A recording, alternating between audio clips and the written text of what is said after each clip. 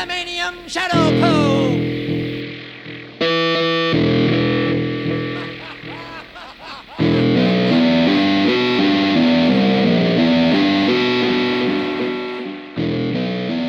Hello, welcome to the Bronze Age Monsters Shadow Show. This is a show we do bi-weekly for our loyal patrons.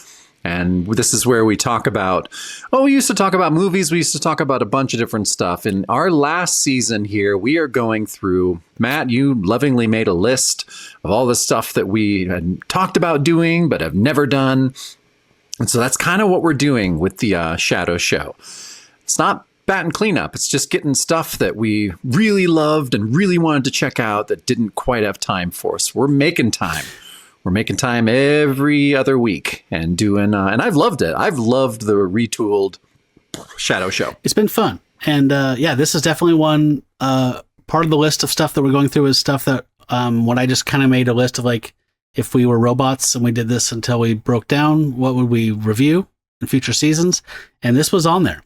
I just started buying a bunch of Bronze Age stuff. Read the first page or read the back of the book, and I was like, okay, well, we're definitely going to be talking about this, and bought you one. You bought me this trade, I don't know, a year and a half ago? More than that, maybe. More than that. It's got to be like over 2 years, right? Yeah. So, but I hadn't cracked it. I hadn't either.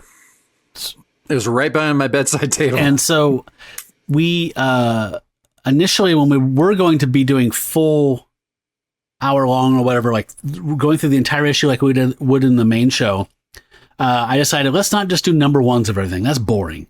And, come to find out, a lot of times the number ones are kind of boring. Sometimes you need to let them get their legs and start getting fun. And we thought it'd be more fun to just jump in randomly in the middle of something like Deathlock and just read issue 17 and try and figure out what the hell's going on. We're going to stick with that, but we're kind of doing like we're talking about Skull the Slayer number 2.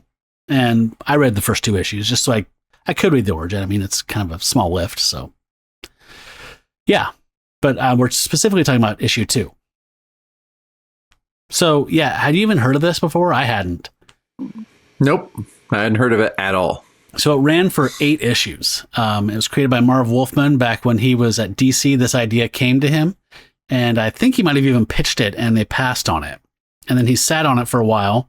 And then when he came over to Marvel, he pitched it again to Roy, I think. And Roy liked the idea because he liked dinosaurs. That's such a Roy thing to say. I like dinosaurs. Let's make this book. So this is kind of a strange mix of different stuff. It's got some kind of what were 70s new age kind of things like Bermuda Triangle, just kind of, what would you call that? Not mysticism, but like ultra Fortean times, kind of just unexplained. Yeah, like the Stonehenge and all that crap. Like, so it's, do you want to explain the premise of like what happens in 1 so we can kind of set the table for 2? Yeah. Yeah. So it's basically about this guy who was taken prisoner in Vietnam. It starts out, I do like the issue 1 starts out with them kind of all on this like transport plane. And so there's a bunch of, it's kind of like a little motley crew that's on there. You got the pretty gal, the kind of grizzled like army guy, you got a bunch of different things. But the main one is John Skull. I thought it was Mike. Is it John? Is it Mike? Mike Scully. I think you're right. It is Mike. Yeah, it is Mike Scully. Hey, this is Matt here. I corrected Jacob and said Mike Scully, but I was wrong. Mike Scully is actually an American television writer and producer. He is best known for his work as executive producer and showrunner of The Simpsons from 1997 to 2001, which is where I saw his name on the credits constantly in that era. Don't know why I thought Mike Scully was right. It's not. It's John Scully. Jacob was right. I was wrong. So, and so it kind of goes through his story. He's a murderer, and goes through, and we realize, he was taken prisoner in Nam. He came back, and like a lot of soldiers coming back, they didn't have the warmest welcome. Went to see his brother. His brother attacks him, and he uses his trained killer instincts and accidentally defends himself and kills his brother. and then gets taken prisoner and is being taken back to be put on trial. But this plane goes through a crazy wormhole. Even though I do love how they did this to where it's like all their bodies are kind of like taken apart and put back together again, and it's actually really cool. Like the pilots, they're kind of like holding their faces and like all this crazy shit's coming out. Yeah, it's actually really cool. And then they end up in dinosaur times. And it's pretty great. And so Mike Scully, and so he's so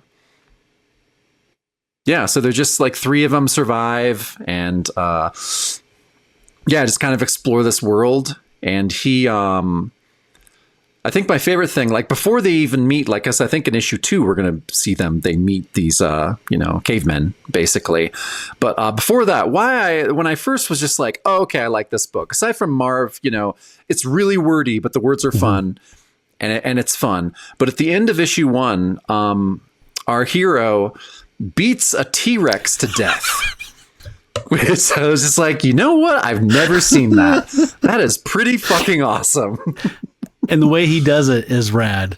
Like it's so rad. He finds it's a spear, he chucks it in the T-Rex's mouth, so it's like freaking out. He runs up, he grabs onto it like it's a uneven parallel bar. He swings himself up on top of it while holding on a rock, and then beats the T-Rex's skull in with a rock. With a rock. Never seen anything like that.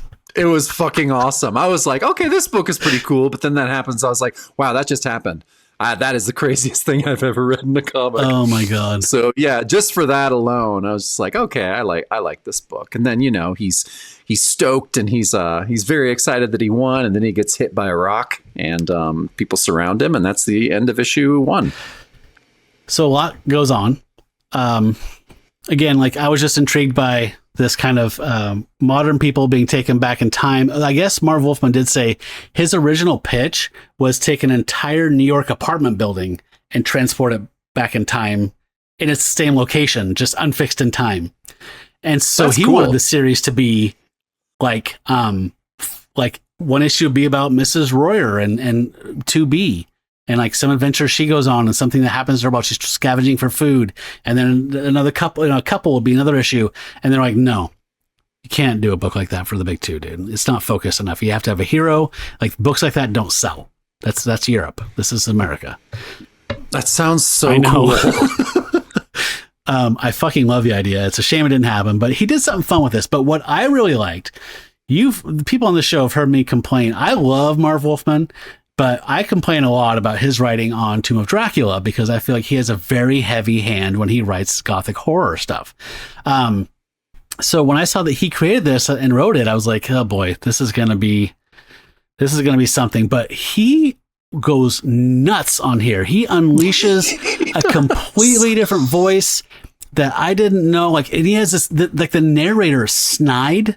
Of like the narration boxes are snide and bitter and cynical, and like it just, I was fascinated by it. Like I'm trying to think. Like he comes home from so he's a POW. He was captured in Vietnam, and he's a POW, and they tortured him for 5 years, wanting information about troop movements and troop locations, and he knows nothing. And so they torture him for no good reason. He finally gets out and comes home. His wife is remarried like 2 years prior. And, like, I'm just like, here's some of the narrations. Like he walks in the front door and his wife's hugging another dude. And the dude's like, get out of here, hero. Pam's mine now. And she doesn't want you hanging around. And the narration says, he didn't speak. He just felt his soul shatter as he watched his wife's eyes glance coldly at him and then away for the final time. Hooray for the red, white, and blue, baby. Got on a bus, took it to a town somewhere in Nebraska, which his sergeant couldn't pronounce without giggling. Went to his home, to his parents. Keep the faith, baby. It can't all be a washout.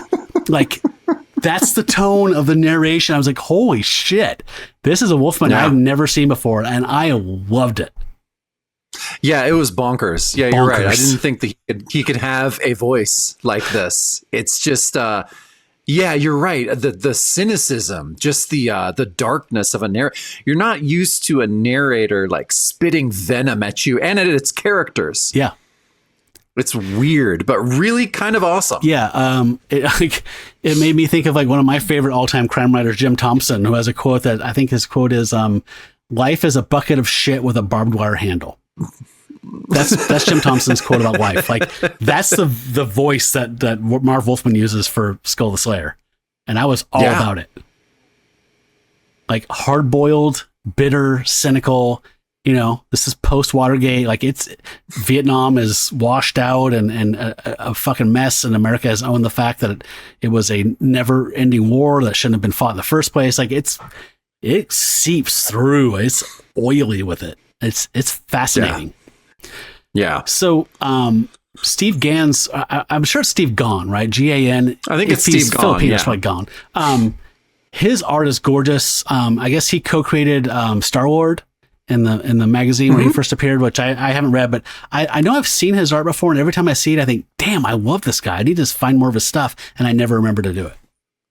Yeah, me too.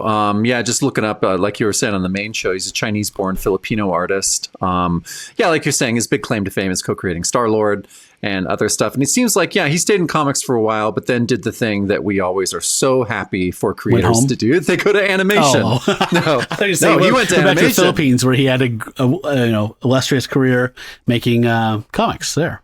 With a K. No, he sold out and made a ton of money. Good. That's what we want for these comics. Good for him. Who are getting nothing.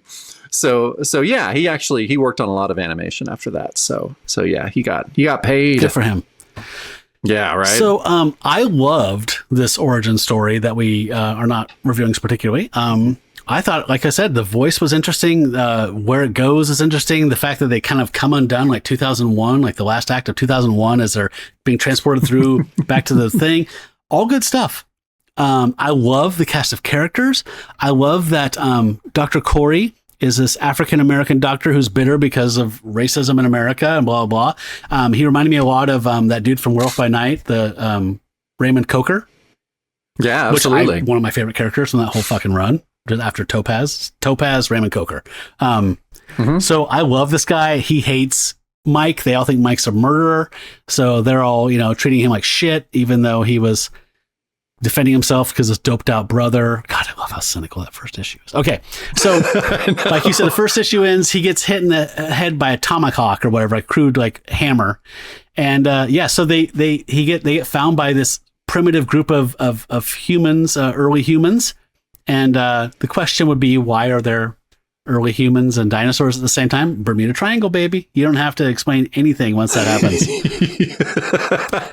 So yeah, they all kind of, fight over him. They carry him home. He's obviously food, as the narrations. Then, by the way, the narration is way dialed back in the second issue. I would recommend reading the first issue because of that narration we were talking about. But this one, it's a little more dialed back. But, the cavemen are fighting over him, who wants to eat him, blah, blah. Then they throw him into a crude cage, and he finds the rest of the modern people that were there. So Dr. Corey, I think it's Anne, and a young kid who didn't get to talk much in the first issue named Jeff. They're all in there too, and they're it's like a pen for food. So, they're there for food, but I love that they all there's 2 pages of them all just vomiting exposition about why they're angry at the world. It's so rad. They just start taking turns. You're just like, my dad was overbearing. Well, I'm black and it sucks. And they just keep doing that. The gal's like, they don't take me seriously. I'm just supposed to have babies. My favorite quote at first, I hate babies. That's right. And she's mad because she can't get a career she wants because they think she's going to leave and get married. Oh, man. It's so good. Direct quote, I hate babies. Yeah. Another thing I loved was there was just a cool sequence here. In one page when he's knocked out and they throw him in that cage and he starts to wake up, there's a cool way of showing surfacing in consciousness after being knocked unconscious. Right. Where I've never seen this before, where they manipulate speech bubbles to make it feel like you're coming out of a blackout. So it says the letters R-U-K, then T-K, T-M-E, U, then the word okay, but it's UK. And it's I read that, I was like, what the fuck is going on? It's just black. And then I'm showing this. And then you see this kind of wobbly, it's sort of a face, and the letters are getting filled in like Wheel of Fortune. And then it's are you okay? Talk to me, okay? And then the final panel, everything's coming to focus, and you can hear it's Anne saying, "Are you okay? Talk to me. Are you okay?" Answer me. It's really cool. God, that was cool. I've never seen anything like that in comics. Yeah, it was really, really cool. Super impressive. I love this fight. They have, like you said, 3 pages of them fighting about their own hang-ups, man. Their own hang-ups, man. They all got hang-ups.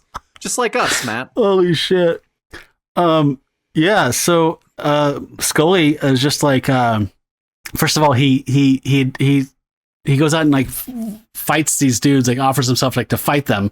And he says, you want to fight Skull. And we find out that that's what kids called him, Skull, when he was a kid. Shortened his name to Skull. And it pissed him off, and he would get in fights with bullies and blah, blah, blah. So he has backstory while he's just beating the shit out of these guys. Great fight sequence. He's explaining while he's beating the shit out of these cavemen that he was trained in martial arts in the military. Yeah. It's just like, he's talking the entire time. He's beating the shit out of like a dozen guys. He's like, oh yeah, this is how I can do this. The Corps taught me this. Oh my God. Yeah. It's so great. And then this whole SmackDown is interrupted by a stampede of, they're like Triceratops, but they're something else, but similar to that. Styracosaurus. Yes, Styracosaurus. And Anne falls down in front of one of them, and Mike, being the anti-hero that he is, jumps out to the lead one and grabs onto it, and he grabs the horn things on its big shit, like armored head, and steers it away, and the rest of them follow, so he saves her life by steering the stampede away. Okay, can I just read one thing that he says as he's getting off? He says, he's jumping off of this dinosaur. He says, sorry to leave you, friend, just when we were getting to know each other. But frankly, I don't think we have much in common. You see, there's this basic religious difference. You're an atheist and I'm a devout coward. Oh, well. Yes. What a weird fucking thing. Well, he did just ride a dinosaur, steering the herd somewhere away from his friends. And then that's what he says after he gets off a dinosaur. This is why, Skull the Slayer is... my new favorite anti-hero. Okay, so that Strange Crisis has passed. I love that too, by the way. I just had a big shit-eating grin when I read that. I was so happy. I had to reread it. I'm like, you didn't just say that, right? Like that didn't happen. So the cavemen are there, and they're kind of like beckoning that they want to show them something, right? Am I remembering this? And so they lead them into this cave, and it's weird the way that Wolfman's describing it, like the cave's spongy, so it's like fungal, like it's like almost like it's giving like you're inside of like a it's not earth, it's like something alive, or like, it's something weird like that. Like it's fungal, or it's flesh, or the mountain is alive. Yeah, it's like a womb, it's like a fungus womb or something. Gross and awesome. And they lead them in, and then, Dr. Corey's like, this is a man-made chamber. What the fuck? And sure enough, it's got it's got Kirby like machinery in it. So it's clearly like something. And then you see an alien in an alien spacesuit sitting in a space captain's chair. And it's all desiccated and mummified with time. I love this. And there's a bunch of like glyphs carved in gold plates up on the wall. So Dr. Corey, whatever, I forgot what type of doctor he is, he's like, holy shit. He's like, I could live here the rest of my days and translate this, and Anne was his assistant in real life. So she's down to do the same. But Mike, he sees something shiny. He does. And he sees something skull shaped and shiny. So yeah, he goes straight for that. I love that sequence when he, I forgot why he goes this flashback, but he flashes back to the POW camp, and when they electrocuted his cell, which is weird, bamboo. They electrocuted the bamboo, but it was when he went for the food. Yeah, every time right? he went for the food, they would shock him. So he's scared to like take the spear from the caveman and like get this belt off of this dead alien astronaut. Yeah, I love all the words I'm saying so much. Yeah, it's crazy. Yeah, and so he goes and gets this belt off. And then, the skeleton just kind of crumbles, like the belt was kind of keeping him together. And then, all the prehistoric men go crazy and start to attack him again. But then, he just beats the shit out of them yet again. It's crazy. And then, so they're all getting out of the cave. They all jump, So they escape this cave. They get to a river. They're jumping into this river. And then they're in there, and this giant, like, brontosaurus comes up, which he just jumps on and starts riding and beating the shit out of. And that's the thing. I was just like, oh, cool. They're going to ride on this dinosaur. And then I'm like, nope, he's just beating the shit out of it again. He's just going to cave in its skull, which is just his go-to move for dinosaurs, which, you know what? Never seen anyone do that. So pretty fucking cool. Yeah, so he's having a good old time, but they notice Jeff and Dr. Corey and Ann have like got to the shore of the other side of the river while Mike is beating the shit out of this brontosaurus, and they notice that he's glowing. And so, when he lands, they're like, what does he say? He's like, oh, he's pissed off and he wants to, he's like, it's time for a showdown, just you and me, like Dr. Corey or whatever. He's sick of Corey's shit. So I love Corey, right? I love the asshole of any group. And he's like, don't, you could kill him, Skull, says Jeff, the kid. He's like, don't you realize that you killed that dinosaur? And like Mike Scully's just like looking at the skull belt harness that he has on, and he's glowing. He's like, it's that belt you're wearing, the belt you took from that alien. Jeff's right, Scully. Somehow it increased your strength, says Ann. And next Tower of the Dinosaurs. So okay, but before he got that belt, he killed a T-Rex by caving its skull in. Yes, I'm sorry, I did review. He bashed its skull in, then pulled the spear out of its mouth, and then drove the spear into its tiny brain. Yes. But yes, he did do that without a magic belt. I had that same issue, Jacob. I was like, he's doing fine without a belt. Yeah, he was. He did pretty good against a terrible lizard. Yeah. So, yeah. I think what we're supposed to be impressed with the brontosaur, which, well, I thought they were vegetarians, but this has big, they are vegetarians, sharp teeth and everything, and is attacking Anne. That's why he jumps on it. But he beat it to death with his bare hands. So I think that's what the power up is. He didn't need a spear or a boulder. Okay. All right. That makes sense. So yeah, based on that, which I think was kind of a short, I think it was like 18 pages or something, like 17 pages. Kind of short, but I just looked at the covers of the rest of the run. I'm so in on this. This is so weird. There's aliens, more aliens. There's robots. By issue 3, like Anne has a like Barbarella, like sexy futuristic pop art outfit on. I'm in. I'm totally. I honestly am probably going to read the rest of it after this tonight in bed because it's crazy. It is crazy in all the best ways. So, and I'm not going to lie. I read that first issue, but halfway through the first issue, I was like, maybe season 8. Maybe season 8. Yeah. Skull the Slayer. But I was like, no, we'll just cover this issue, and because we just basically covered the first 25% of this run. So So I believe that this is readily available, and it is $27.88. Again, it has Skull the Slayer 1 through 8 and Marvel 2 in 1 because Reed and Ben do make their way back here. Marvel 2, 135 and 36. So 10 issues of Blue Eyes of crazy comics, and 2 of which have members of the Fantastic Four in them. I can't recommend this enough. I love the first 2 issues. Fucking awesome. Yeah, I love the first 2 issues too. This was not like anything I had read, and I love that it was weird.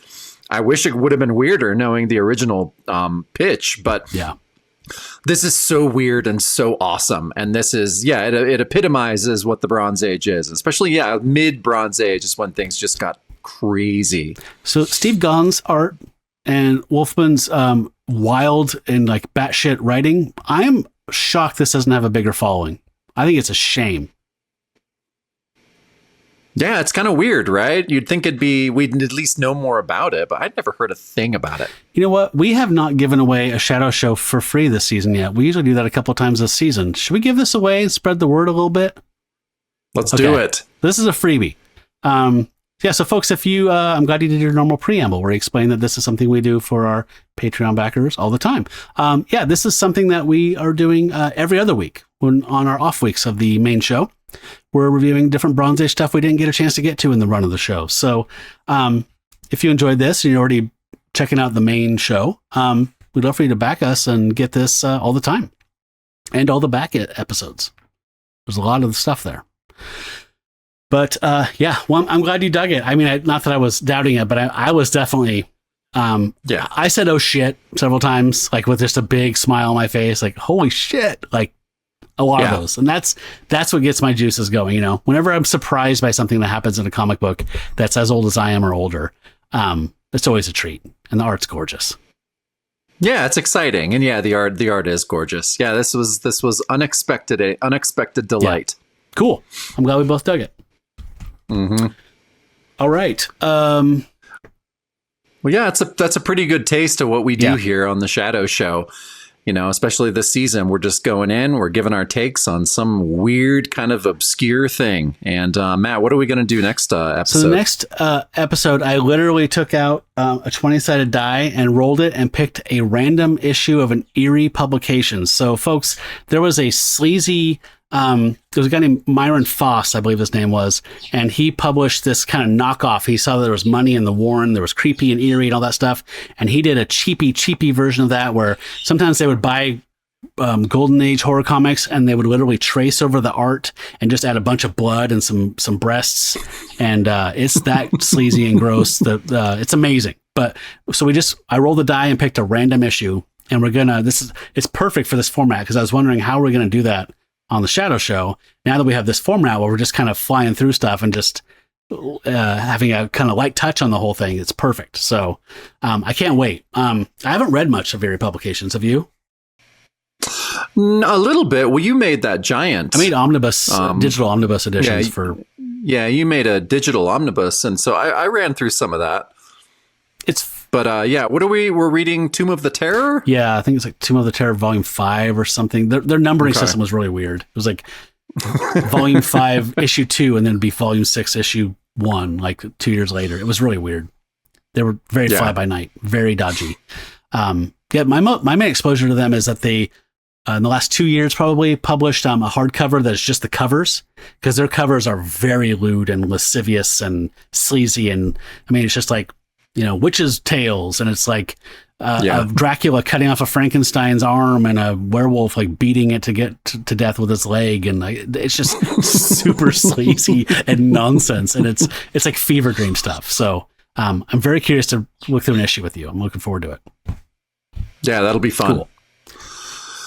Well, all right, that's our plan for this season, and so we're just kind of going in, looking at stuff, giving our takes, and tapping out. So since this is a free one, I really hope everyone check this out. And if you like what you see, go see us over at Patreon, and you can see all the cool stuff that we give for our backers. Indeed. All right. So, and our classic outro. I normally have my co-pilot, my cat Sweepy, here to help me. But and what she always says with us is "Hail Satan." Hail Satan. Yeah. All right. That was a bonus show, Jacob. That was.